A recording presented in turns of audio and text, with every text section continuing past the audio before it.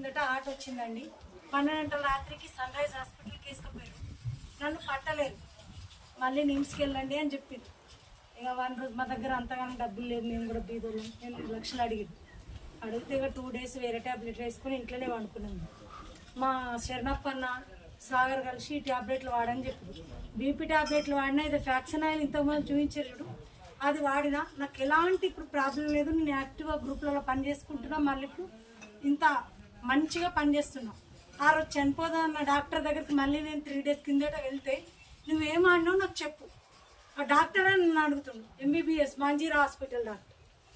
ఆ డాక్టర్కి ఇట్లా ఆర్గానిక్ మందు వాడినా, నేను ఫ్యాక్స్ ఆయిల్, ప్రొటెక్ట్ 10, మళ్ళీ నోని ఈ ట్యాబ్లెట్లు వాడినా అని చెప్పినాము. అందుకే ఇప్పుడు ఇక్కడ భాగ్యలక్ష్మి అని ఒక ఆమె ఉన్నది, ఆమెకు కూడా నరాలు మొత్తం నొస్తున్నాయని చెప్తే నేను తీసుకున్న ట్యాబ్లెట్లని ఆమెకి ఇచ్చింది.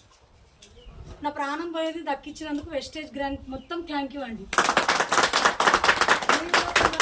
కూడా సపోర్ట్ చేసి అందరికీ చెప్పినాం. మన బ్యాంక్ దగ్గర 2 గ్రూపులు 20 మంది వచ్చారు, వాళ్ళకు కూడా నరాలు ఇవ్వడానికి రావట్లేదు.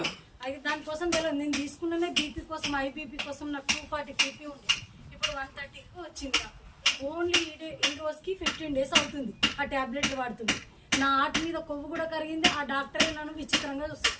ఆ డాక్టర్ కూడా ఎవరో గారు, ఆమె మాంజీరా హాస్పిటల్ స్పెషల్ డాక్టర్కి వస్తుంది, శ్రీకాకుళం ఆమెది.